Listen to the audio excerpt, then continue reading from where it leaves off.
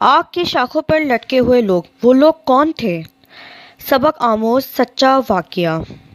آگ کی شاخوں پر لٹکے ہوئے لوگ سرکار دو عالم صلی اللہ علیہ وآلہ وسلم کی ایک طویل احادیث پاک کا یہ مضمون ہے۔ والدین کے نافرمان عذاب کے سبب چیخ رہے تھے، جس کے سبب میرا دل شفقت سے بھر آیا۔ میں نے بارگاہ خداوندی میں سجدہ ریز ہو کر ان کی سفارش کی۔ اللہ عز و جل نے ارشاد فرمایا، آپ اپنا سر اٹھائیے، میں والدین کے نافرمانوں کو اس وقت تک جہنم سے نہیں نکالوں گا جب تک ان کے ماں باپ ان سے راضی نہ ہو جائیں۔ سرکار دو عالم صلی اللہ علیہ وآلہ وسلم فرماتے ہیں، میں اپنے مقام پر لوٹ آیا اور میری توجہ اس طرف سے ہٹا دی گئی۔